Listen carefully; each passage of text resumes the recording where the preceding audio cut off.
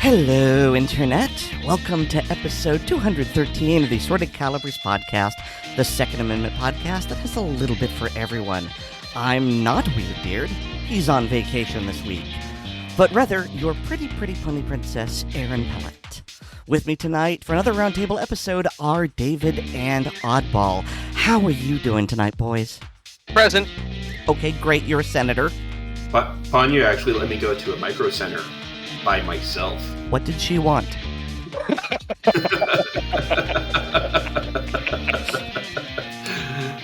She wanted to go to a concert that I didn't want to go to. So she went to the concert and I went to Micro Center. And for our listeners in parts of the country that don't have those, it is an electronics and computer store. Mostly computer. I mean, considering the amount of damage you're likely to do to your wallet in the Micro Center, I figured this was a case of she wanted to buy something expensive, and this was her way of saying, well, you get those and I can get this. No, she actually trusts me. You fool! She did tell me that whatever I bought at Micro Center had to be small enough that it could fit in the car. That's not... I've seen your car. That's not exactly a major limit. And if it's sticking out the window, it's still mostly inside the car. That's right. I'm just imagining some of the horror shows I've seen in front of the various Home Depots where it's like, that's a sedan. Why do you think it's a pickup? You can't haul that. I actually had an image of some of the photos of, like, India where you can't even tell there's a car underneath it. I can just imagine Vanya's voice. Honey, why is there an entire server rack in the back of the car? Because it fits. But we have two already. We have a server rack at home. I mean, you do. I do. Yes. But it's not this server rack. This has a list of features that don't make any sense to more than 15 people. This has an inbuilt turnip twaddler. That's a bit personal. All right, so that's how Oddball is doing. How about you, David? Well, Saturday was our region's Friends of NRA banquet, and that went quite well. The NRA still has friends? It's for the children. Oh, okay. It's to raise money, and half of the money comes back to the district it was raised in for youth shooting programs, range improvements, and so forth. So It's not part of the main NRA. It's not part of the ILA. It's for tax purposes a separate organization. Okay. And it went well. We had a good turnout. People seemed to be happy. I did not even get a chance to raise my ticket at the live auction because by the time I said, I think I can bid on that, it was already out of my price range. So people definitely opened up their wallets. I did win something at the silent auction, which surprised me. You were silent? No, the auction was. Oh, okay then. What did you win? It was a 3-pound competition trigger unit for an AR-15. So very, very nice. I looked it up. The retail value on it is $150, and I got it for $50. Nice. Yep, and I installed it in my new AR-10 because, well, that's the kind of thing that you can improve your ability to reach out and touch something. Be sure to pay taxes on that. Oh, they charge taxes when you check out. Even though it's technically a donation to a tax-exempt organization, they still stay on the safe side by collecting sales tax. But that's neither here nor there. There were several other things that I put bids in the silent auction, and nope. One of them was, I know Weird and Ryan have talked about it in the past. It's one of those, like there's an emitter that you attach to the firearm, and then the cell phone picks up the image where that hits the target, and so you can use it for dry fire accuracy practice. Yeah, I have one of those in that's set up in my storage room. Yeah. But, yeah, I put a bid on it, and then somebody just grabbed it for the buy it now price, and that was it. But it was fun. I got to meet the mayor of Knox County, who was a former wrestler. Oh, Glenn Jacobs. Wow. Glenn Jacobs. The words are about to come out of my mouth and gone. But he's a very nice man, very quiet, soft-spoken, and then he stands up, and he keeps standing up. Yes. Because, well, he was a professional wrestler. And he was one of the larger professional wrestlers. I mean, not Andre the Giant sized, but he's 7 feet tall. Yeah. Literally 7 feet tall. Yeah. And he used to make a living throwing people around my size. Yeah. But when you talk to him, you really don't get that. He's just very soft-spoken and pleasant. So that was nice. So, yeah, that was Saturday. Sunday was... Wait, today's Monday. Yes. Yesterday was recovery day because it takes a lot. I just asked how you were doing. I didn't ask for a friggin' play-by-play of your weekend. Good God. And then today I ran some errands. This is normally the part of the program where you ask me how I'm doing. How are you doing, Erin? Why, thank you.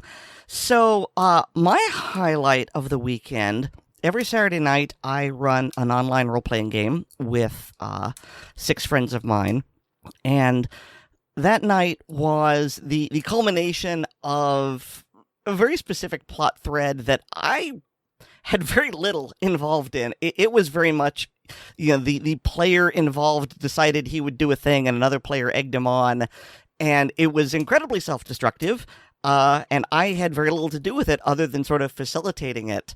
But hold my meat and watch this. Okay, for you Babylon 5 fans out there, Mr. Morin asked him what he wanted, and one of the other players is the one who introduced him to Mr. Morin and then egged him on. Go on, say what you want. Say what you want. And did he respond properly? Of course I did. And so, because I knew this would be a very dramatic session and emotions might run quite high, I actually talked to my player, messaged him in the afternoon before, and I think it's kind of funny just because of what it sounds like. And I'll read you a few excerpts. And I start out the conversation with, "So how would you like tonight to go? What would you like to have happen? Since you enjoy suffering so much, I figure that, as your Dom, I should figure out what you want from this scene and what kind of aftercare you'll need." And at no point did he question this. He didn't call the word choice into question. It was just, okay, yeah, that makes sense. And his response was kind of vague. It's like, I think I kind of want this and that, and, I want the kind that hammers on the guilt, but lets my character tell his story. And my response, which is the other quote here, is, "This is like you asking me to give you C and B torture, and I'm like, okay, I know you don't want me to permanently crush them, but I also know you want to hurt. So the question is, how much pain do you want before you tell me to stop? Are we talking Casino Royale level here? More? Oh. Less? Walking funny? Bruised? Peeing blood?" And just as a reminder, folks, when it's time to choose a safe word, it's not a good idea to choose harder. So, yeah, I had a good time, and it was a very powerful and dramatic scene, and some of you may think I'm being mean to my player, but this is a guy who, his characters suffer beautifully, and he enjoys this suffering for some reason. I'm not entirely sure why. It's just, it's his thing. My friend is a millennial, but he would have fit in very well in the 1990s with the white wolf, staple hand to forehead in the dramatic position of, "Oh, heavens." And so that's what he wants in the game, and that's what I gave to him. And it was, well, I had a good time. I think he had a good time. That's important. He asked for a Paladin. I gave him a Paladin. There you go. So and you did the due diligence to make sure he got the amount of Paladin he wanted. Exactly. Yeah, it works. But the most important question is, did the Mr. Morton character get his just desserts? That's going to come much later, if at all. Still one of my favorite Babylon 5 scenes, when Veeder gets his wish. Should we put a link to that scene in the show notes? Oh, sure. It's going to be a massive spoiler for anyone who hasn't seen Babylon 5, but that was years ago, so, it's your own fault if you haven't, because it's such a good series. So, pivoting from here to the beginning of our main topic, we've got someone who, he's a bad guy, but he's nowhere near the class of Mr. Morton. And this would be Ryan Bussey. And with a B. Yes. But that's how I remember how to pronounce it. Thank you. So he tweeted something on August the 13th, a Saturday, and he since deleted it. I wonder why. The internet is forever. The internet wasn't quite as forever as I had hoped, because it wasn't immediately saved to Internet Archive, Wayback Machine, things like that, but there are screenshots. But fortunately, there are screenshots, and I've got a screenshot right here, which I'm going to read. And so he starts off with a link and saying, this article references I'm sorry, I should be doing this in my sarcastic quote voice. This article references a frightening report about the social media used by the Buffalo shooter. Like all freedoms, speech must be tempered by responsibility, or it leads to this. Those that think rights can't be infringed are both uninformed and unpatriotic. I enjoy that a little too much. Yeah. The article that he's linking to is an article from Vice, and it's titled Buffalo Shooter Planned Massacre Using YouTube How-To Videos. And so he's apparently butthurt, ass mad. I don't know if Weird wants to censor butthurt, but he can use ass mad, about the fact that YouTube makes how-to videos, and this could possibly be used by people who want to film wrong things, bad things, criminal things. And so, of course, his solution is to restrict rights. Yep. It's right up there with, because child porn exists and it's not possible without cameras, we should restrict cameras. Pretty much. Mm-hmm. One of the things that I found very interesting is that even though Bussey deleted it, and I think we all know why he deleted it, there is a copy-paste of it on the Democratic Underground. There's not really anything there that's worth reading. It's just a case of, well, like we said, the internet is forever, and so there are enough copies of this floating around. But yeah, the typical response here is someone is misusing a thing in a way we don't like, or even just using a thing in a way we don't like. So naturally, let's restrict rights and pass laws. And I don't have anything specific where I'm going with this. It's just more a case of, yeah, prohibitionists gonna prohibit. Yep. Yeah, I followed the link to Democratic Underground, which I shouldn't have done. And then I scrolled down to the comments. Oh, never read the comments. Which I shouldn't have done. And this gem is right at the top. Gunners always find a workaround no matter how carefully laws are crafted, which is why I propose that instead of making... I should read this in my sarcastic voice, actually. Yeah, do it. Gunners always find a workaround no matter how carefully laws are crafted, which is why I propose that instead of Mickey Mousing around with assault weapons and what they are, just outlaw every damn semi-automatic gun that uses removable magazines, period. Delightful. You sound like a Simpsons character. That's kind of what I was going for. Well, I mean, they've openly talked about doing just that in the past. Yeah.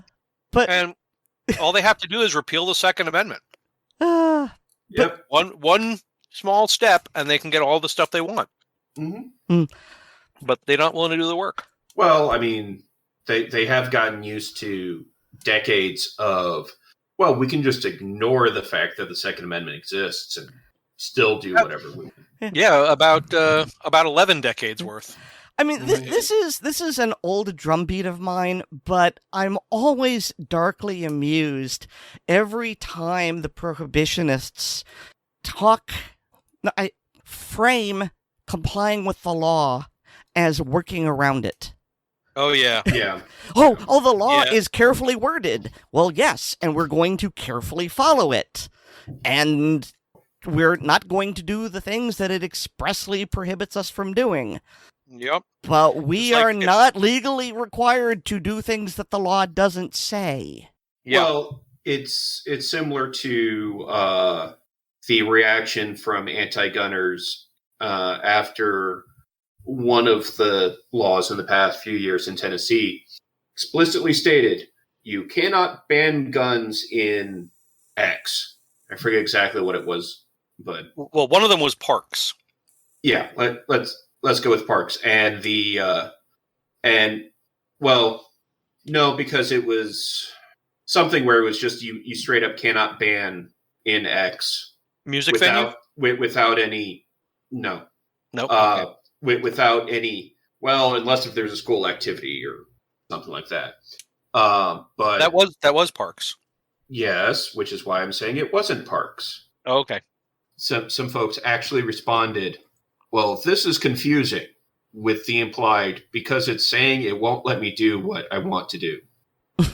I don't like this law, so it confuses me. Yes. Or it confuses me there's a law I don't like. Actually, I like that. How about you just say that, and that can serve as our pivot?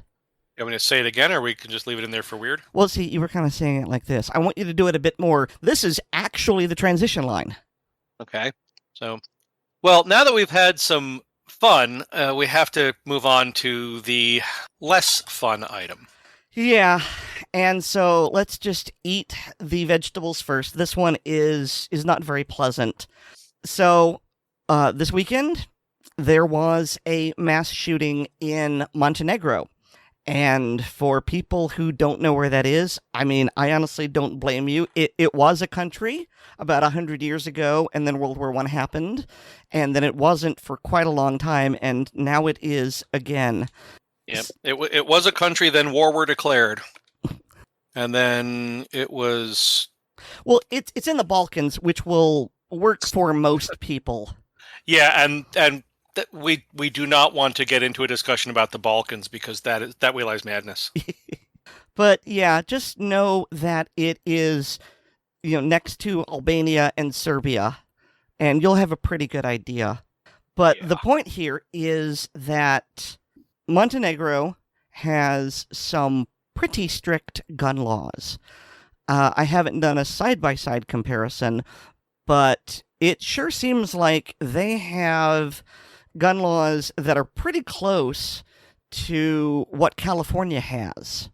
And honestly, I'm trying to remember, because I know that some of the countries in that area, their firearm laws are what California dreams of. So as an example, the kind of issue they have is may issue instead of shall issue. The only shall issue they have is for long guns. However, semi-automatics ownership of semi-automatic guns is not exactly prohibited, but it's very hard to get. The only sort of examples or exceptions to that are for hunting. So it's not a complete firearm prohibition. It's not as bad as, say, what the United Kingdom has. But right. It's fairly severe. You have to jump through a lot of hoops. You have to get all sorts of licensing to own. And, well, there was a mass shooting, and we have been told time and time again that mass shootings wouldn't happen if we would just pass more gun laws. And so in this particular instance, and I'm not going to try to pronounce some of these names, I hope you all will forgive me, but a man went on a shooting rampage, and he had, actually don't know the model of the gun. At this point, all we know is that it is a semi-automatic hunting carbine. Right. And so he killed 2 people. And very tragically, what happened is that I presume he was a landlord, either that or there were people living in the house with him. But yeah, I got the impression from how things were phrased that he was subletting. Yeah, that does seem to be how it is. But he started out by killing his 3 tenants, a mother and her 2 children, which, yes, is tragic and awful. And then he walked into the street and just started randomly shooting 13 more people. I'd like to interject one particularly egregiously evil element that you didn't hit on. Oh, you're going to talk about the phone call? Yes, because that happened before he walked outside and started shooting people. Yeah, go ahead. After he killed the mother and her 2 children, he called the husband and father to tell him that he'd just killed his family. Oof. Then he went outside and started randomly shooting people, went into a neighboring house and shot more people, and he killed his own uncle and 3 more neighbors. And then the police arrived, and he shot at them. He also shot at an ambulance that showed up to try to treat the wounded. And then he ran off towards the mountains with the police shooting at him. And here we get to the best bit. Yes. He was shot, and I don't know if he was shot dead or if he was shot and then died later. But he was shot not by the police, but by a private citizen with a gun. A private citizen, apparently with a handgun. Mm-hmm. Which... It's not impossible to get, but they are very difficult. Quite restricted. Uh-huh. So it's one of those, once again, if some of those other people who were present at the time had the reasonable option to be armed, he may not have killed as many people. We see this over and over again. And at this point, I have to believe that the people passing these laws consider that a feature, not a bug. Because it's just clear that when you have a large group of disarmed people and one person with evil intent shows up armed, they're all victims. Mm-hmm. Yep. So this is just horrific. It is absolutely awful. 10 innocent people dead, 6 injured. And obviously, we don't want this to happen. This is terrible. We are grateful that there was an armed citizen there who was able to stop him. Yep. And this is yet more proof on an unfortunately increasing curve that these gun laws don't work. And gosh, I remember not too long ago when I was told that all we had to do was be like Europe. Yeah. Yep. But one of the other elements of that is, as we've all discussed in the past, is violent death is only counted when it's caused by a firearm. Mm-hmm. In these cases, there was the incident several incidents in France and England with people using motor vehicles to commit mass homicide. There was that a few years ago, that one major incident in China where the guy ran through a factory stabbing and slashing people and injured a huge number. Well, China has a really big problem with knife attacks, usually against children. Yes. These maniacs will love to go into the schoolyards, like, during recess or right before or right after school, and just start murdering children. And admittedly, I haven't done a lot of study on this. There may be something pathological, there may be a deep cultural reason, but wow, that's super sick. I remember reading an article about that, and one of the theories, and again, theories are like belly buttons, mm-hmm. or other parts of the anatomy, But one of the theories was because of, and I think they've relaxed it since, but China's child restriction policies. Yeah, they used to have the one-child law. They have since restricted that. Yeah. The theory was that people who were required by law to abort a pregnancy because they had already reached their child limit and had some type of psychological breakdown and took it out on other people's children. That was the theory, and I don't know if any other study was done on it. Yeah, and so this would definitely damage people psychologically. Mm-hmm. And in a lot of Mideastern and Asian cultures, there's not always a safe outlet for those types of strong emotions. Mm-hmm. And of course, with that, the Chinese are now having kind of an issue because since it was culturally considered so much better to have a boy than a girl, girls were very often let's go ahead and abort that one, or kill it as a child or something like that. And now the Chinese are having the slight issue of there's a lot. It's a pretty lopsided population as to the number of men versus women. One estimate I read was like 5-1 or something. Something like that, yeah. Yeah, there are a lot of angry, horny young men who cannot find wives. Mm-hmm. At least not in China. Right, which causes all sorts of aggression issues. And on top of that, I know we're far afield from the Second Amendment stuff, but on top of that is the number of Chinese women who leave China to find a spouse, making a bad situation worse. Mm-hmm. All right, so let's go on to something lighter, such as crushing children's dreams in California.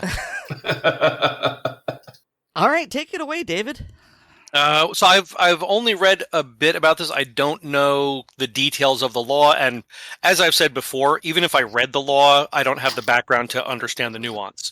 But this is as reported by our friend Stephen Gutowski on The Reload, that there is a new law that was passed in California that prevents basically any type of purchase. It bans any person, company, or group who encourages the purchase, use, or ownership of firearm-related products, or even just promotes an event where they are used from marketing any of these products in a way this is meant to be or reasonably appears to be attractive to minors. Yeah, the point of the bill is to kill gun culture in its cradle. And it prohibits firearm industry members from advertising or marketing any firearm-related product in a manner that is designed, intended, or reasonably appears to be attractive to minors. Yeah. And one of the people who's spoken out about this is Kim Rhode, who you may remember is the most medal-winning female Olympian in the shooting sports. I think she got 6 or medals in 6 consecutive games or something, and is the first. Oh yeah, it says right here, first Olympian to win on 5 different continents. Yeah, that's pretty cool. But the article is mostly about a young woman, Lola, who has been.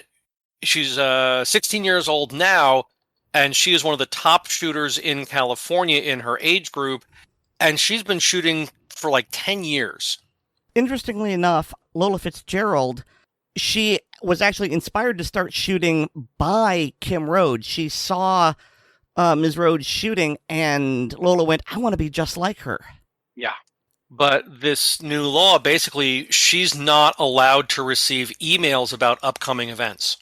Well, the argument here is that it's questionable whether these events are prohibited by the law, but these various organizations are taking what I feel is a very sensible view that, we're not going to tempt the state to crush us.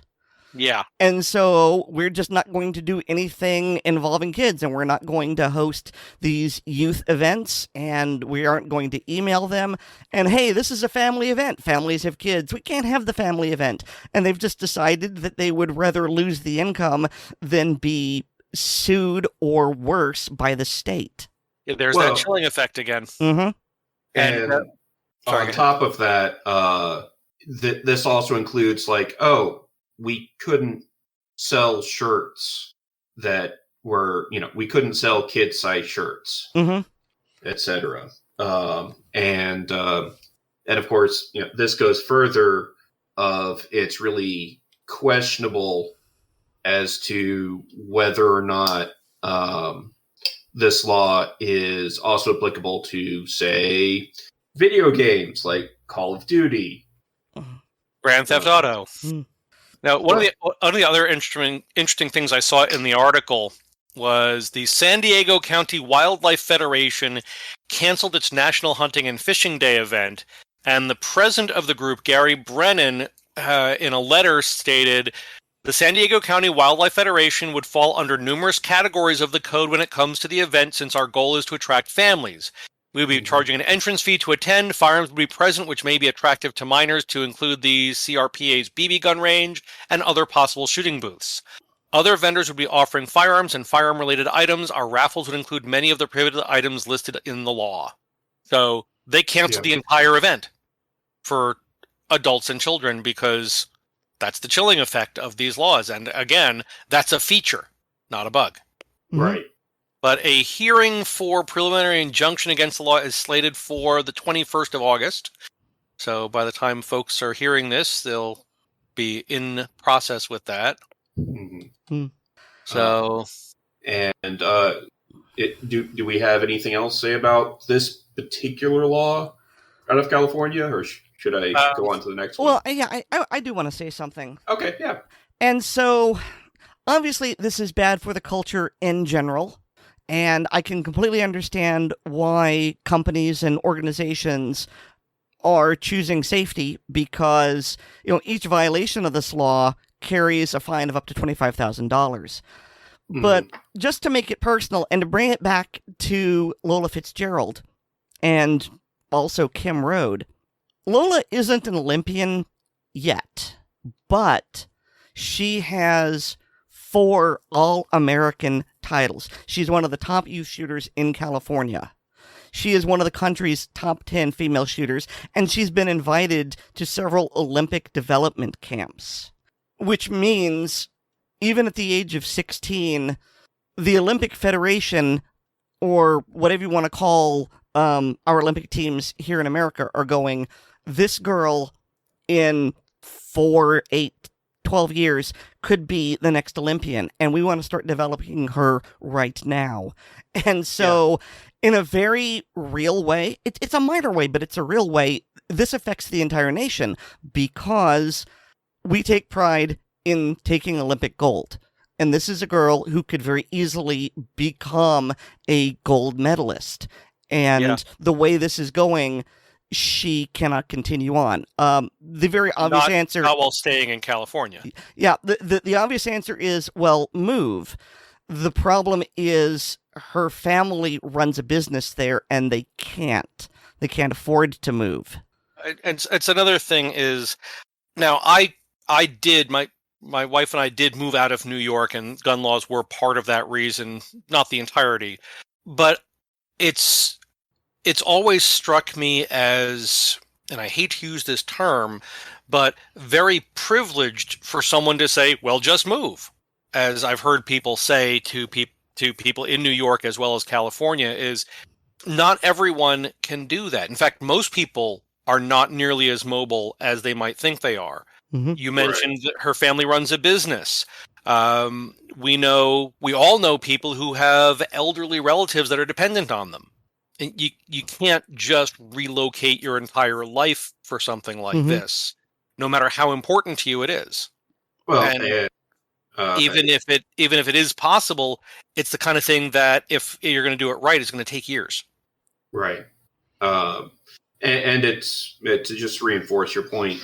There's been studies done on it where a huge majority of people spend their entire lives within a couple hours of where they were born. Yeah, the usual number thrown out is 50 miles. Okay. I don't know if that's still the case, but that was the standard up through the 80s and I think 90s. Right. So it is fairly rare, and because it's difficult, because you to a large extent you're giving up a huge amount of what you know and what you have by your social support system. Yeah. I mean, when my wife and I moved to Tennessee, we knew no one. Right. We came in here after a couple of visits. We loved the area, and we are so incredibly fortunate that we were able to make some very good friends either in our immediate vicinity or out in the Nashville area. You know, family we didn't know we had, kind of stuff. Not everyone is going to be that fortunate. Right. And not everyone is able or willing to literally walk away from their entire life. And of course, this law is also, I would think, would be also seriously infringing on First Amendment. Absolutely. But it's got to work its way through. I mean, hopefully existing either state, federal district, or Supreme Court rulings will slap it down, but it's California, so my hopes are not high. Well, I mean, no less than Aleb Gottlieb says he is confident that ultimately the plaintiffs will win and this will be struck down. Ultimately. Yeah, you know, he compares it to Tracy Rifle and Pistol versus Becerra, which is back in 2018. There was a ban done by California on gun store advertising. Hey, First Amendment. And, you know, that was struck down at the federal level. And so because this is, as Gottlieb says, a total infringement on your First Amendment rights that affects you exercising your Second Amendment rights, and then especially in this post-Bruin age, I think it'll be struck down. It's really just a question of how long it takes. Right. And this 16-year-old girl, how much will a delay of a couple or 4 years irrevocably damage her chances to become that gold medal winning Olympian that we think she can be?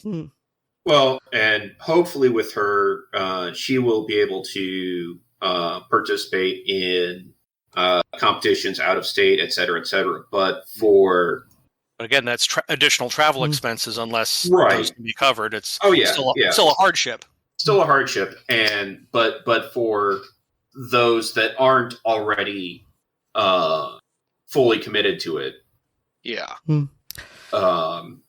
that completely destroys their chances of ever getting into it. Yeah. I mean, on the other hand, is like I mentioned, the article said she's been shooting like this, building up towards this for like 10 years. So since she's like 5 or 6 years old, she's been doing this. She's developed the skills and the practice, and she can still go and do this.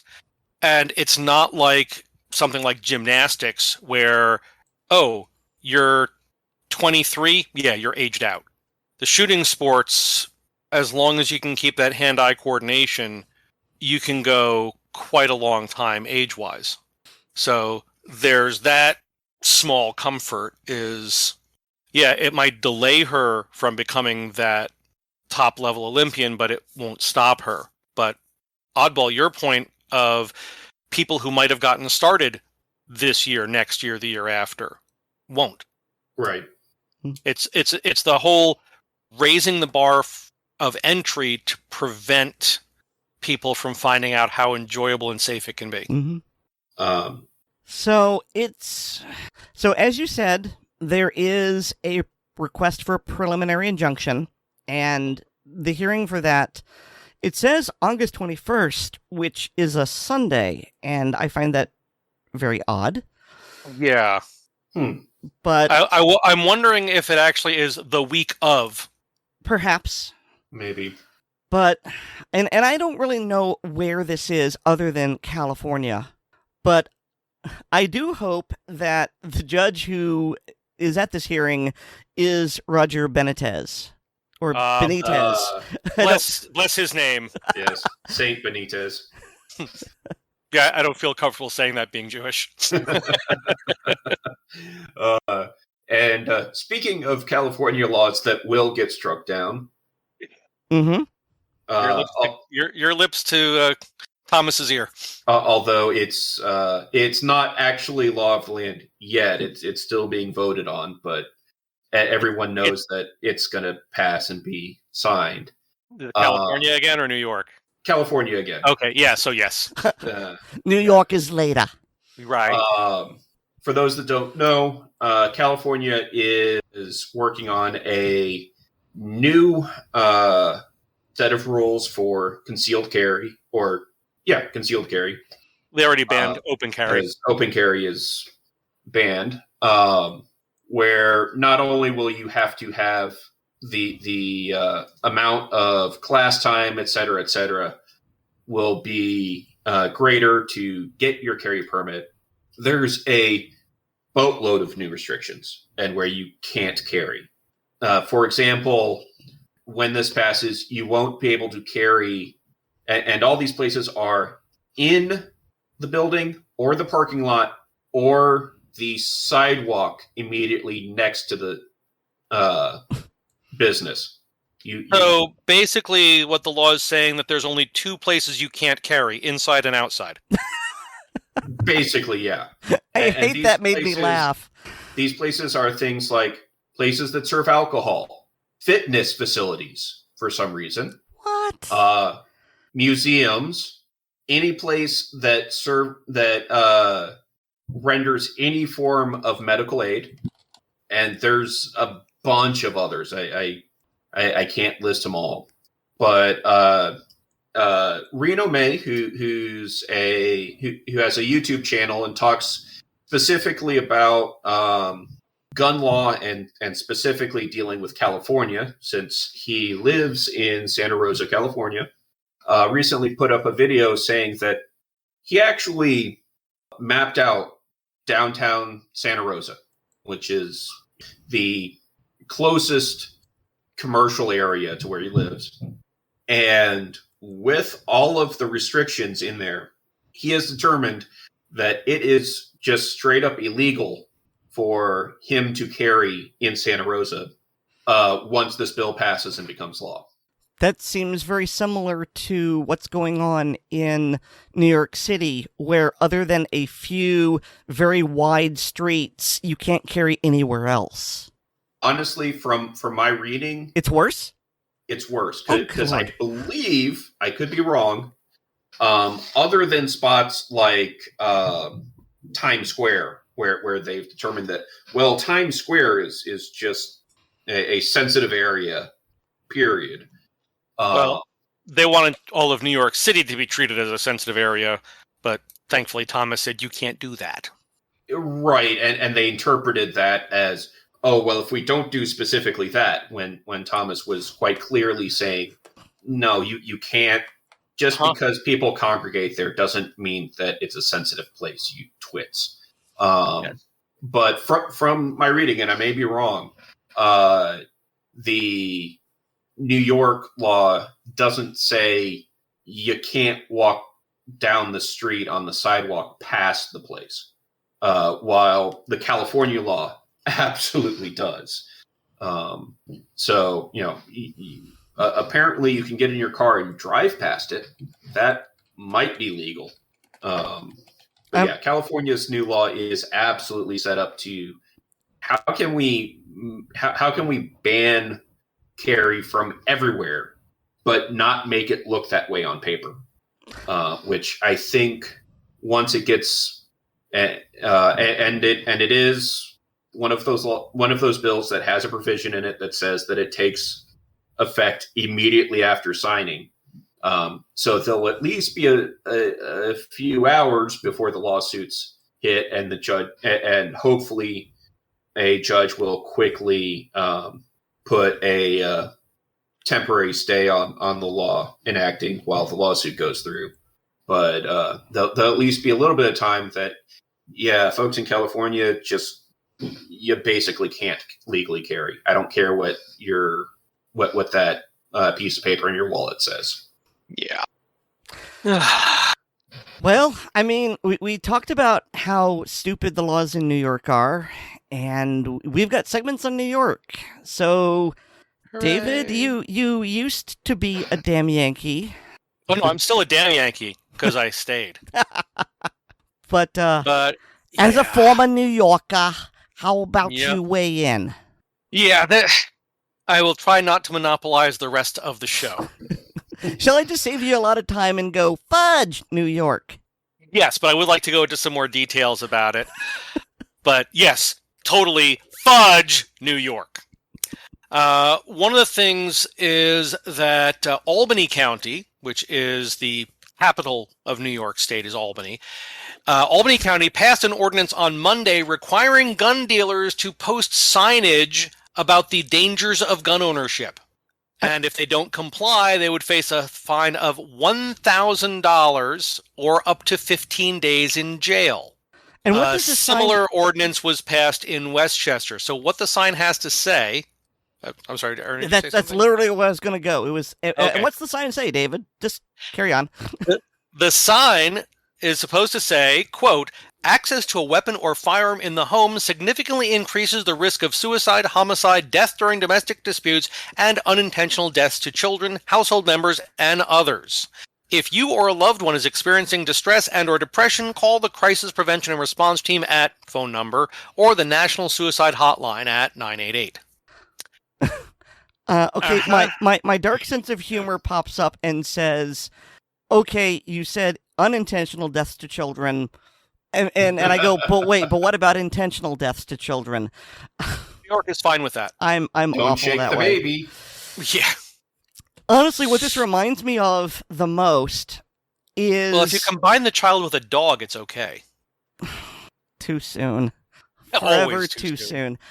Always. Really, what this reminds me of is the very similar law in California where practically everything now can cause cancer, and so they are required to list on a flyer, on a sticker, that there's the possibility this could cause cancer, and you need to know about that. Is that the Proposition 65? I don't know. I just looked it up. Yes, it is. Ha ha ha! Of course, I have to admit that my brain first thought it was Proposition 34. Oh, I thought you were going to go with Proposition 66. Nice. No, that would have been 69. I thought that's what you said. You cut out for a second. No, I said 66, as in Oh. Execute Order 66. This is your fault. But yeah, it seems to be the same amount of what good does this do, but we're required to do it. Okay, this thing might cause cancer in whatever small population, so we've got to say this. Fine, we're going to say it.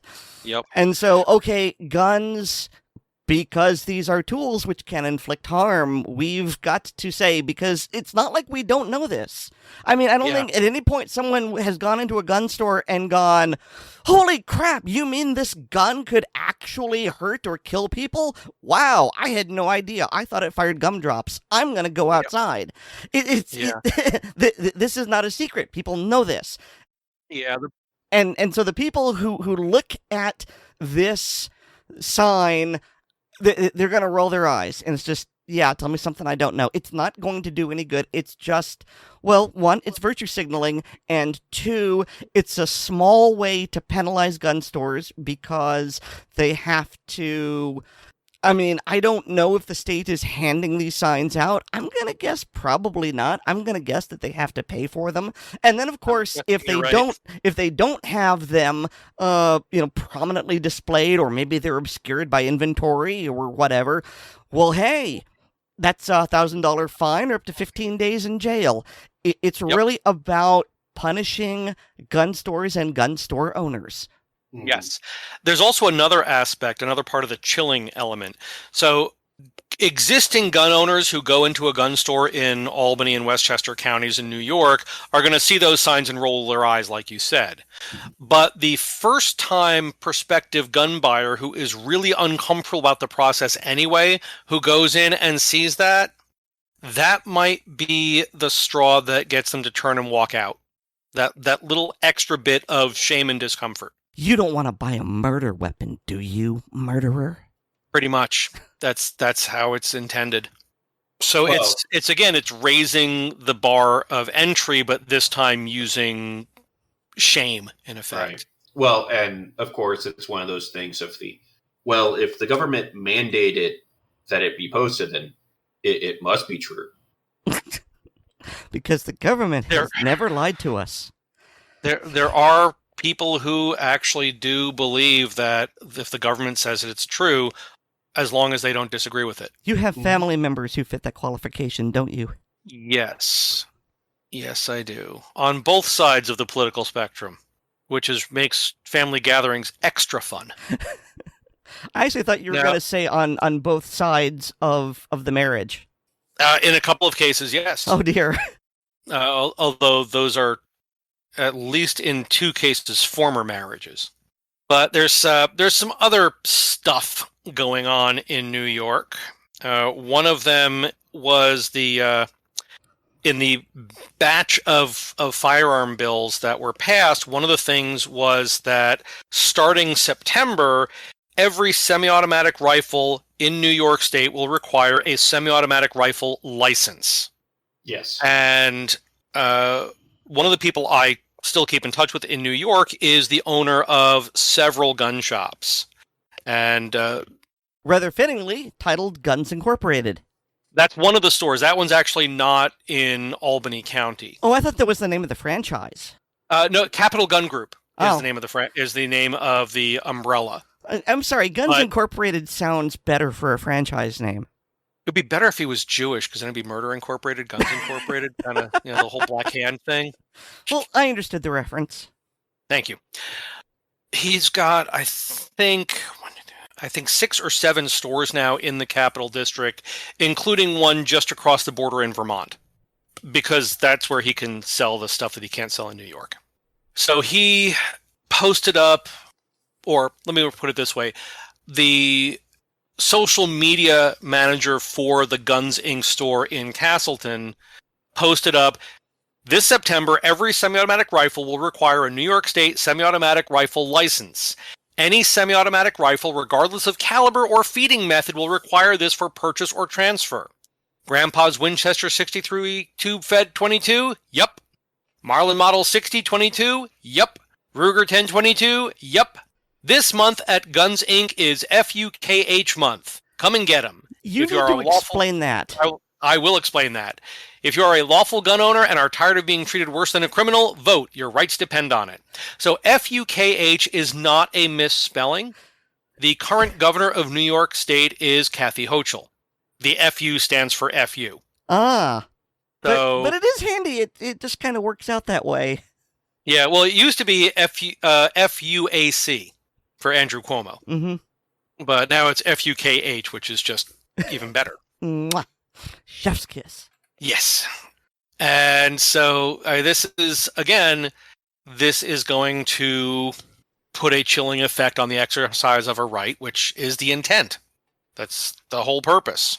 I mean, the FBI statistics show that rifles of all types, not just semi-automatics, are a vanishingly small percentage of violent crimes. But there's that. Yay. So they're going to have to deal with that. But that does bring me to the potential positive side of things, which are some of the lawsuits. There are many. Lawsuit printer goes Bert. One of them... Yes. Pardon? Oh dear, yes, are there. Yes. So, folks from New York might remember the name Carl Paladino. Folks from outside of New York probably never heard of him. Carl Paladino, a few years back, ran for governor and said more than a few outrageous things. He was quite entertaining and didn't win. But anyway, Carl Paladino, who is, I believe he owned Paychex, the payroll company. And he has brought a lawsuit to invalidate and block the enforcement of the worst part of New York's recently passed gun reforms. Paladino says certain parts of legislation, such as expanded background checks, are acceptable. However, other aspects of the law are wildly unconstitutional. Specifically, Paladino refers to Section 5 of Chapter 371, which aims to ban concealed carry licenses. Yeah. And I love this quote. Apparently, New York Democrats didn't read the part of Justice Thomas's opinion where he said the constitutional right to bear arms in public for self-defense is not a second-class right, subject to an entirely different body of rules than the other Bill of Rights guarantees. So, zing. But he did bring this lawsuit, and he plans on filing a motion to block enforcement of Section 5 before it goes into effect in September. So that's also something that is working its way through. And hopefully there is the New York equivalent of Benitez to act on this. So that's something, because Carl is an interesting guy, but he does have the money to fund this type of lawsuit. And he is a very strong pro-Second Amendment supporter. So there's that. The next one was... The case is Vanshoff versus James in the U.S. District Court for the Eastern District of New York. So this is actually been filed in Central Islip, which is Long Island. And it's suing to overturn New York's assault weapon ban. For those who are not familiar, again, this is the SAFE Act, which is basically the 94 assault weapon ban turned up to 11. Or, well, it can't be turned up to 11 because that would be illegal. But so it's a Sacramento-based nonprofit. But in the article, and this the link that I posted is from Bloomberg, and they don't actually mention the organization that's filing the lawsuit by name. They mention the name of the spokesperson for Governor Hochul, and they mention the Everytown for Gun Safety, but they do actually have the advocacy group Everytown for Gun Safety is backed by Michael Bloomberg, founder and majority owner of Bloomberg News parent company Bloomberg LP. Well, it's backed by him because he owns it. That's some pretty serious backing. Yes, it is. So it'll be interesting to follow that case and see where it goes. Honestly, U.S. District Court for Eastern District of New York, they're not even going to really even bother to read it. They're just going to say, no, you can't do that, and it'll escalate up to the next level. But it will go up to the next level. And hopefully before it gets to the Supreme Court level, a judge will actually read Thomas's decision and say, oh, yeah, we do kind of have to follow that, don't we? Yeah. I don't have exceptionally high hopes for this to be in a timely manner, but I have hopes that it will carry through. Mm-hmm. And then the third link that I put up regarding the lawsuits is from one of the more entertaining New York papers, the New York Post. I was disappointed that they didn't use one of their rhyming-ish headlines that they're famous for, but there we go. Lawsuits take aim at New York's new gun control rules for carry permits. And the very first paragraph starts, Governor Kathy Hochul tried to thwart the U.S. Supreme Court with a new law that makes virtually all of New York a gun-free zone and requires applicants for carry permits to give the state information about their social media accounts. So this is another suit filed against the state police superintendent, Kevin Bruin. We know that name. Mm-hmm. By an upstate gun owner and 3 affiliated gun rights groups, says the Concealed Carry Improvement Act, God, I love how they come up with these names, right. Contains a slew of blatantly unconstitutional provisions and should be thrown out as unenforceable. Let's see. So this was filed in the Northern District of New York. So one of the plaintiffs, would that happen to be the Knight Institute, which is associated with Columbia University? I don't believe so. Let's see. The other plaintiffs are the Gun Owners of America, its New York State chapter, and its nonprofit arm, the Gun Owners Foundation. It was filed by upstate resident Ivan Atonyuk, who's had a carry permit since 2009 and who immigrated to New York from Ukraine. Not seeking to exchange one totalitarian regime for another, he said. Yeah, so I don't see that. Then there was another suit challenging the law In Manhattan federal court, lawyer John Corbett, who's representing himself, oh dear, took aim at the social media provisions, saying they effectively ended the ability for pistol permit applicants to post online anonymously. He's not wrong. I love this part. An applicant with an OnlyFans who sells nude pictures of themselves online would now be required to let police officers take a look at their body. That's a kind of an interesting direction to go with that. Well, then it gets to other more pertinent aspects. An applicant who has had an abortion and has used the anonymity of social media to seek comfort is now outed, as is the gay person struggling to come out to their family. Perfect. Thank you for that wonderful segue. So, I have been contacted by individuals with the Knight Institute, and the Knight Institute is associated with Columbia University, and they're exploring bringing a First Amendment challenge in federal court, and they are looking for plaintiffs who could make the case that this law will have a chilling effect on social media platforms by members of minority communities, such as queer people, where lots of queer people don't want to come out of the gun closet because that will have negative effects on their professional or personal lives.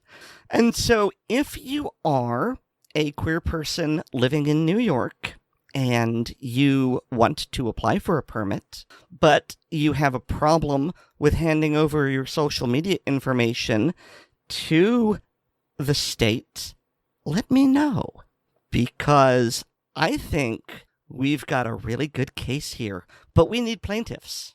The more of you, the better. Merrier. Oh, absolutely. I don't want just one. No. So if you're listening to this and someone's already filed, no, tell me. The more we can pile on, the better. You might even say a parade. Yes, a festival, if you will. Yes. Well, and as far as using pseudonyms or handles or however you want to refer to them, we know of at least one founding father's deep beliefs on the subject. Benjamin Franklin had many pseudonyms that he wrote under. Oh yeah. Well, if you just look at the Federalist and Anti-Federalist papers, we to this day we don't know how many different authors there were, or with 100% certainty who wrote which parts, because they didn't use their real names. Right. I probably shouldn't make the snarky, and there's literally no truth behind it with the whole, Benjamin Franklin was transgender or genderqueer or fluid or whatever because he wrote under the female pseudonym of Silence Dogood. But I would absolutely say that just to break some brains. And that wasn't the only female pseudonym he used.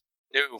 The man was a rock-solid horn dog. I don't want to speculate what all the things he got into. It's just a case of more power to you, sir. Get your freak on. Yes. Yes. Oh, yes. And I've heard people claim that it's not true, but I will, to my dying day, believe that Ben Franklin died in bed with a young French prostitute. You mean he didn't? I mean, given his history, there's a pretty good chance of that. well, that was kind of an accepted given, but people have more recent years cast doubt on that as being anything more than folklore. Boo this man. Yes, I agree. Whoever it is that came up with that disparagement of one of our greatest founding fathers, I boo them. So shall we move to an adjacent state since we're done kicking New York in the crotch? Yeah, and the last lawsuit on the list, in Massachusetts, there's a rather interesting case. Morin versus Lyver and the Commonwealth of Massachusetts. Dr. Morin, 15 years ago, roughly, went down to D.C. to visit our nation's capital and went to a museum and saw that no guns were allowed in the museum. And he having a gun permit in the state of Massachusetts, was apparently unaware that of the legalities of carrying in DC at the time. I just have to interrupt you for a moment. Which kitty was that? I heard a kitty. I think that might have been Buddy. Hi, buddy. Oh no, it was Kronos over on the stairs. Hi, Kronos. We will see you from a distance. But seeing the no weapons allowed sign, he went up to one of the security guards and said, "Hey, I'm carrying a firearm. Where can I store such a thing?" Well, you can store it right here in our evidence locker while we arrest you. Yeah, this is a perfect example of the difference between intelligence and wisdom in D&D. You know, he's a doctor. He's a very smart man, but he has a low wisdom score. He didn't think to go, hey, maybe my carry permit isn't valid in DC. You know, maybe I should consider this before crossing state lines. And then there's the whole, I have a thing which isn't allowed here. I'm going to go up to a security official and say, where would you like me to put my not allowed thing? Oh, dear. I mean... Yeah, I mean, when I teach permit classes in Tennessee, and one of the things that I stress to them, and I include a couple of horror stories, and this may become one of them, is know before you go. And I try to provide them with some resources so they can check. Boy, before I leave the state of Tennessee to go to state other, I should probably find out if I can bring my firearm with me. Mm-hmm. Yeah, this past weekend I went to the Cincinnati area, which is where the concert that Panya wanted to go to was in. So even though Kentucky and Ohio, I know that they have reciprocity or recognition. They have reciprocity, and they have fairly lenient gun laws. I went ahead and did a quick search to get the basics of both, because it had been a while, and that's where I was going to be. But anyways, so with this issue in DC, he ended up pleading to a misdemeanor, and didn't think much of it until a few years later, when it came time to renew his carry permit, and the state of Massachusetts found out about the misdemeanor and denied his carry permit. And then a few years after that, he went to go buy a new gun. And in Massachusetts, you have to have a permit to purchase on top of the license that you have just to own guns. And his permit to purchase was rejected because of this non-violent misdemeanor. Oh, but it was gun-related, so therefore we can't let you have one. Right. So he sued the state because he is under the belief that his Second Amendment rights have been trampled. Because further, he believes that the Second Amendment applies even in Massachusetts. Right. How dare he? Maura Healy would like to have words at him. And at least at one point, I believe it was a judge that actually informed him that, because one of the arguments is, okay, the state is saying that I'm allowed to own guns, I just can't buy one. And a judge actually said, well, it's true, you can't buy one, but you could still, there are still ways you could acquire one. For example, you could inherit one. Yep. Or I suppose someone... You receive one as a gift? That. Maybe? I don't know. We'd have... in Massachusetts, it's not supposed to make sense. Unfortunately, our expert on Massachusetts gun laws is not here today. Yeah, how dare you, Weird? We're talking about something in Massachusetts. You're not here, you slack ass. The jerk. He's not in Massachusetts. When he goes on vacation, part of his vacation is leaving that hole. Well, there's that. He's in Vermont this week, I believe. So it's climbed all the way up to.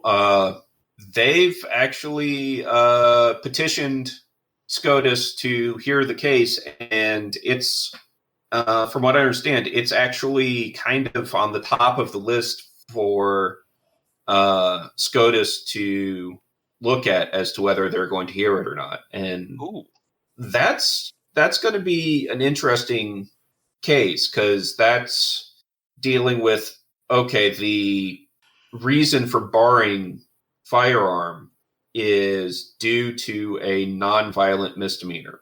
So where exactly is the line of where it's reasonable to restrict people's rights? Because there is a line. There are places where, okay, yeah, someone has committed a violent felony, then they probably shouldn't have ready access to the tools to commit another violent felony. Right. But on the other side of that, though, is if they're still that much of a risk, why are they out of prison? Right. And I mean, inflicted. The rest of the U.S. and federally, we've kind of drawn the line at, have you committed a felony? Unless it's domestic violence. Unless it's domestic violence. Which this wasn't. Frickin' Lautenberg. Yeah. And there are states that have actually written into their law that there's a few other things that will do it. Yeah.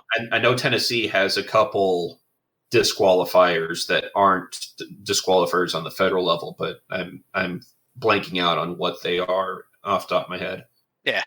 Yeah, this is one of those things that is for me. Oh, so many of these things are yeah. for me.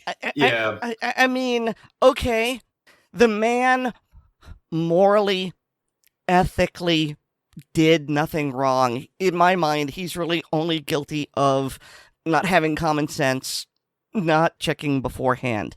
Legally, though, he did break the law. And while I agree that this restriction on him is pretty ridiculous, he does have that going against him. It's like, yeah, he broke the law. He pled guilty. On the other hand, it's a misdemeanor, and it's one of these, yeah, this is not really the guy that I want to go into battle with, but you don't get to pick those most of the time. So, yep. And I would like to share a quote by Thomas Paine that is always useful. He that would make his own liberty secure must guard even his enemy from oppression, for if he violates this duty, he establishes a precedent that will reach to himself. Right. Or like that really great speech from A Man for All Seasons. Nothing? I don't remember the actual quote. Okay. I know what you're talking about. So you've got the young man talking to the old wise, I believe he's a judge, who's going, you would give the devil the benefit of the law? And, yes. And it's like, of course I would. But well, I wouldn't. Yeah, of course you wouldn't. And, you would strip away every single bit of law. You're just the kind of person who would do that. But when you do, when you have completely stripped England bare of all of these figurative, I think he used trees. I don't remember the actual thing, but it's one of these, you've stripped England bare and you have nowhere else to hide. Then when the law turns its eye on you, where would you take shelter? So yes, I would give the devil the benefit of the law for my own sake. Right. That and, there's the unfortunate bit of the goody two-shoes saints are almost never the ones that end up providing opportunity to be a test case. I found the quote. So if we want to get the actual quote in here. Erin, you were very close. Okay. So now you give the devil the benefit of law? Yes. What would you do? Cut a great road through the law to get after the devil? Yes, I'd cut down every law in England to do that. Oh, when the last law was down and the devil turned round on you, where would you hide, Roper, the laws being all flat? This country is planted thick with laws from coast to coast, man's laws, not God's, and if you cut them down and you're just the man to do it, do you really think you could stand upright in the winds that would blow then? Yes, I'd give the devil's benefit of law for my own safety's sake. So yeah, Erin, you were remarkably close to the actual. Yeah, they didn't actually say trees, but the tree metaphor is so strong. Oh, yes. Well, the country is planted thick with laws, and the cut them down is right in there. Yeah, folks, if you haven't watched A Man for All Seasons, you are missing out, and you absolutely need to. It is a fantastic film. Yeah. Even if you don't like quote-unquote old movies, it is an excellent story, and it is performed quite well. I'm actually bothered that it's not free to watch on Amazon Prime. Yeah, that there are a lot of older movies that should be. Ah, absolutely should be. But, Of course, there's a simple answer. Ha! Yeah. Well, okay, I don't normally do film tracks, but I will make this promise to you and Weird. If A Man for All Seasons ever goes free on Prime Video, I will be there for a movie track. It's just so good. Yes. I'd also like to do 1776. That's one that my wife and I watch basically every year around 4th of July. If you haven't seen it, I highly recommend it. I don't believe I have. Oh, it's also a movie of that era. Okay. I will put that on my watch list. 1972. And it's just, it really brings some things into clear focus. I mean, obviously it's dramatized because it's, well, a movie. But William Daniels does such a fantastic John Adams. One of the recurring lines is, "You're obnoxious and generally unliked," referring to John Adams. But it's an excellent movie. I highly recommend it. It's almost like the American Man for All Seasons in some respects. Ooh, that's high praise. That was my intent. So, just to wrap up here, one of the things which I like to promote is an app called Legal Heat. And I do believe it's free, and you can get it on both Google Play Store for the Android users and the Apple Store for the iPhone users. And it tells you the gun laws of all 50 states and Washington, D.C. And it tells you about concealed carry, tells you about open carry, it tells you about the transport laws, it tells you if you have a duty to inform or not. And I don't quite remember, I don't think we had smartphones in 2007.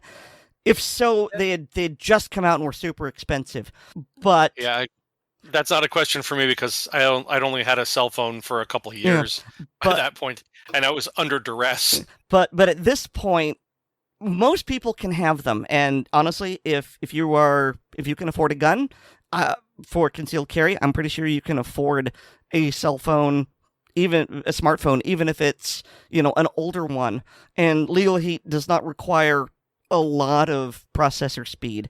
And so you can carry with you these vitally important laws in your pocket and have them at a moment's notice.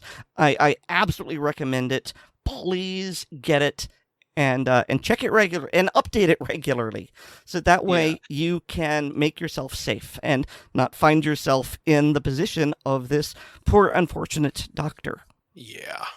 There are a variety of other resources, but something that has all of it right there in your pocket is fantastic. So I went to the Play Store and put in Legal Heat, and it's a national training solution.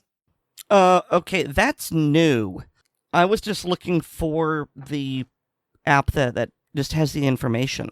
Yeah, this is Legal Heat, National Training Solutions, Inc., DBA Legal Heat. Well, that's distressing. I hope that they haven't borked the functionality of this app, because I really love the older version. Now I'm not sure. 100% of the app contents is now free. This means all 50 states' firearm laws, plus DC and U.S. territories. Fully customizable personal carry map that is based on your age, the permits you hold, and your state of residence. So it looks like it's still there. It may have been purchased. Okay. So I am going to install it on my phone right now. Yep. And yes, there were smartphones in 2007. I think I was on my second smartphone. Might have been my first. Yeah, I was still on my first flip phone in 2007, I'm pretty sure. But like I said, it was under duress. I did not want to be that accessible. It was funny. My wife talked me into getting a cell phone at that time. I was traveling a lot for work. I was driving all over the state of New York, Massachusetts, Vermont, etc. And she said, well, if you break down on the highway, you can call AAA. I'm like, yeah. And on your way home, you can order pizza or Chinese food. Oh! You have sold me. Yeah. In fact, the iPhone came out in January of 2007. So smartphones had already been around for a couple years before that. Because no, ladies and gentlemen, the iPhone was not the first smartphone. No. It wasn't.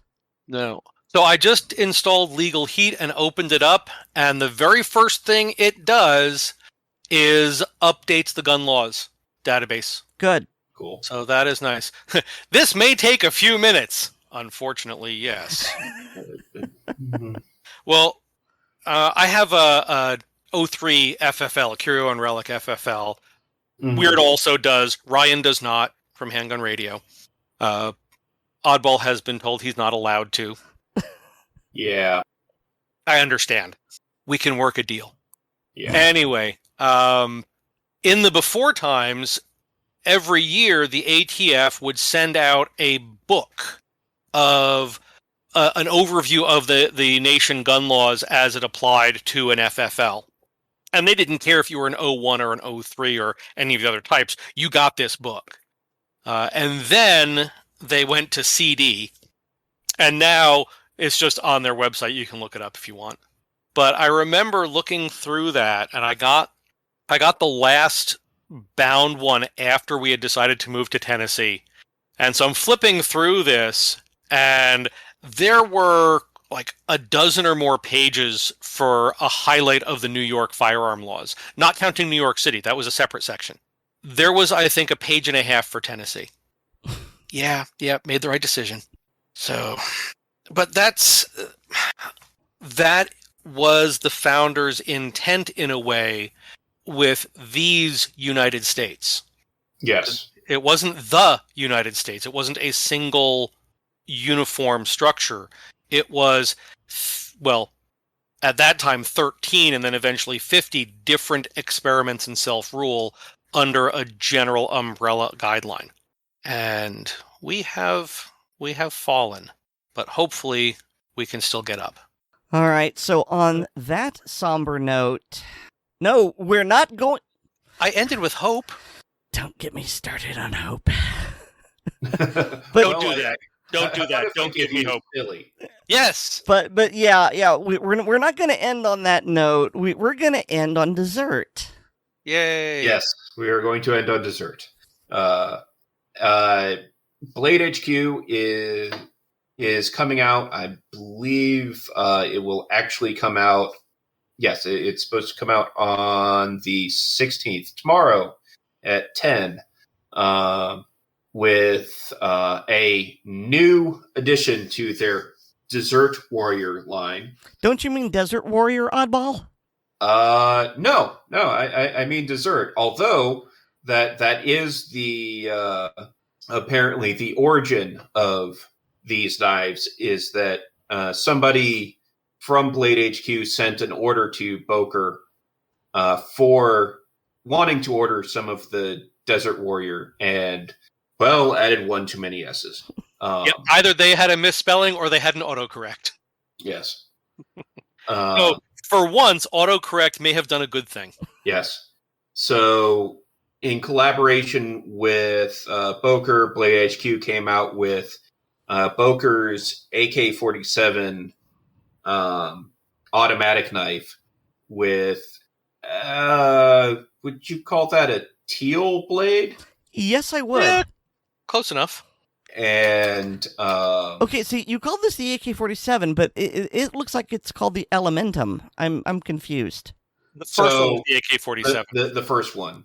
We're talking about the previous. I'm sorry. Go on. Yeah. or also called the Kalashnikov. Because AK-47. Yeah, and it comes in a nifty box that is made in the shape of a AK magazine, just because. So with the teal blade and a pink handle with sprinkles printed on it, and they made one run just as a joke, put it up on the website, and it sold out almost immediately. It's very pretty. It's a very pretty knife. They've done this a couple times, and they sell out quick. When I ordered mine, the website, I got a text message from a buddy of mine that, oh, hey, I just got an email saying that they had them in stock. And I jumped on, and Blade HQ's webpage was on the verge of crashing because of the people trying to get on specifically to buy that knife. And they've expanded, as they will. Right. They've expanded that line to different sizes of that Kalashnikov knife, a couple Victorinox Swiss Army knives, a Zippo lighter, and now, as of 10 a.m. tomorrow, they will, you guys will not hear this until after they come out with it, but they will have a Civivi Elementum in the Desert Warrior paint job. And for those that don't know, the Civivi Elementum is kind of the banner knife of the Civivi brand. Would you call it their flagship knife? Yes. A lot of their knives, they throw in stickers, and that sticker is almost always in the shape of the Elementum. It's a nicely shaped flipper knife. I've got one of them that was actually a button lock version, and I love it. It's made out of the blade's D2 steel, so pretty good budget knife. And coming in at $52 is I know that's a little bit expensive for some people, but I consider that a fairly sweet spot for a good budget knife these days. And it's just fun. So, but yeah, if you haven't seen it, there's also, they are saying that they may be coming out with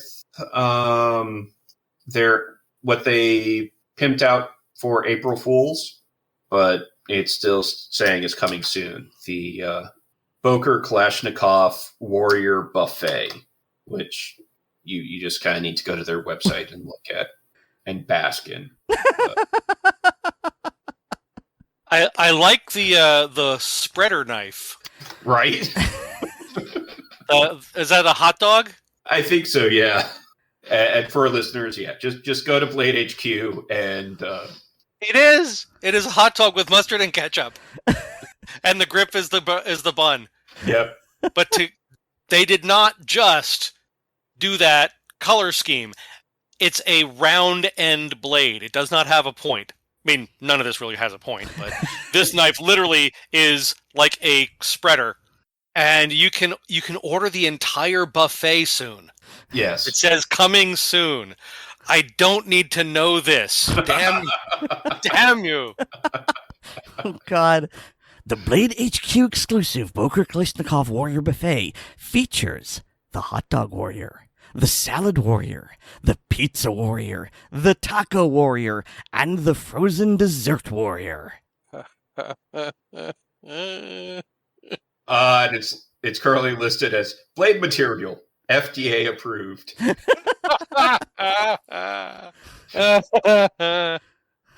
Knife type, yummy. Best use, consumption. Consume. Finish, acceptable. I would have gone with finish. Yes. So yeah, and I will probably be buying one of the Elementums at 10 tomorrow morning. Yeah, I'm actually worried about you regarding this buffet, because you're going to get all of them, aren't you? I mean, you order them as a set, if assuming they ever actually come out with them. I'm pretty sure they will. Yep, I am sure. There's a lot of customer demand, and considering how quickly the other ones have sold out, Yeah, they know that this is kind of a given for money. Mm-hmm. So they will. I'm just still waiting for the SOG Terminus to come back into stock. That was one of the ones that you pointed me towards. It's a side lever lock. Yeah, has it been out of stock for a while now? Yes, because I asked them to notify me when it's available, and they have not. Oh, okay. But yeah, it's cryo-treated D2 steel blade, black G10 handle scales, ambidextrous side lock, reversible pocket clip. Okay. So that particular model, that particular version of it is out of stock. Ah. They've got other variants. Mm-hmm. Oh, look, there they are. Amazing what happens when you click on the parent link. I just noticed that the reason the Dessert Warrior is upside down is because the handle is supposed to be the ice cream, and the blade would be the cone. Yes. It's quirky. All of the others are blade up, but that one's blade down because this is true. Yeah. Because reasons. Oh, Blade HQ never change. Blade And HQ. Boker never change. It is a very silly place. Yes. Dun, dun, dun, dun. Yeah, I did think it odd that they decided to make the blade the cone and the handle the ice cream. It just seems a little non-intuitive and dangerous. I don't know. I mean, I will fully admit that knife people, we're kind of weird. You think? I mean, I could say they don't want people licking the blade, but I mean, that's just dumb on the face of things. But then there's also the fact that, well, then you'd be holding the knife by the blade, which is also, it's all dumb. Yes. I think really what it comes down to is they thought it would be funny, and that's why they did it. Yes. Kind of like with the hot dog warrior, making the blade round. And it is... That one we can explain at least, and that one's cool. I like that. The Warrior Buffet, they put out the ad for that on April 1st. And this would... And they've done it a couple times where it's yes, we'll put out a mock product for April 1st, and there's actually a ton of interest on this. So people want our joke. I don't understand. Like I think it's a 6 foot or nearly 6 foot knife roll for storing and displaying your knives. That basically had your name embroidered on it. Yes, pretty much. How many of them do you have? I just have the one. I should probably get a second one because. Get two. They're small. Yeah, I mean, David, you've seen it. It's the. Oh, that's the one hanging on the back of the door in the basement? Mm-hmm. Ah, yes, okay. And I've seen the smaller ones laid out on the ping pong table. Well, and the smaller ones on each side of them, since I got them as promotionals, and Blade HQ actually stenciled on them. Just one more. Yes. Just one more. Okay, two more. But I did find another SOG Terminus that actually is in stock. So in my mind, I've been calling them SOG. Is that not correct? I call them SOG. Both work. SOG in the early days stood for Special Operations Group. Yeah, it still does. I mean, isn't that the reason that they named the knife that? I thought that was the company, the manufacturer. Yeah, it's the company. Oh. Okay. And I didn't know if they actually used that I didn't know if that was the actual name, that it was Special Operations Group Knives or something like that. I actually thought that was the name of the model or whatever. The Terminus XR is the model. Yeah. In this case. In OD Green, Not my first choice. But yeah, I think everybody just goes ahead and reads that as SOG. Oh, SOG it. It's like I was listening to the Dead Six series by Larry Correia and Mike Coopery on Audible, and Bronson Pinchot was narrating it, and he's a fantastic narrator. But, I think I know where you're going. But he doesn't know much about guns and gun culture, and so what jumped out at me, and maybe I've been doing this wrong my whole life, but he's talking about a particular optic this gun has. And Pinchot says, and it has an ACOG optic. Yes. And there's just the sound in my mind of the record needle skipping, and I go, wait, I thought it was ACOG. It is ACOG. Oh, good. But he doesn't. But I when I was a kid, I knew folks that were in MACV-SOG, which was Military Assistance Command Vietnam Special Operations Group. Mm-hmm. And some of them would call it SOG. So Well, I just kind of picked that up. and the tendency of, if it's usually written out as the acronym, if there is any way to Pronounce the make that acronym, yes. vaguely pronounceable, people are going to do it that way. Oh, yeah. Yeah, I mean, for the most part, it's a great narration, but every so often, it's like, there's another one, Silencerco. I actually say that, but I say it intentionally. Okay, well, if you say it ironically, that's fine. But it's like, wait, Silencerco. Oh, Bronson. Especially since it's often written with a space between silencer and co. Yeah. And if it's not a space, then the C in co is capitalized. Right. So you'd think that would be clearer. So there's a joke I've seen, and it's basically people who read books know how a character's name is spelled. People who listen to audiobooks know how a character's name is pronounced. And often never the twain shall meet. Exactly. I've actually overheard somewhat angry interactions between readers and audios over that. Mm-hmm. It's like, no, stop. You're both pretty. Well, do you know who else is pretty? Our patrons? Yes. Thanks to each and every one of our pretty listeners, and a very special thanks to all of our gorgeous supporters on Patreon. To become a Patreon patron, go to patreon.com/AssortedCalibersPodcast to sign up. Patrons get an early release of the podcast, plus bonus content, like our hilarious blooper reels, the ACP film tracks, and the ACP mag dump. Yes, and we are, for the film tracks, we are working our way through Bond, James Bond. Also, please remember to rate us on Apple Podcasts, subscribe to us on the platform of your choice, and share the show with your friends both online and off. You can get more from me at Linktree/Erin Paless. That's linktree.e/Erin Palette. All one word.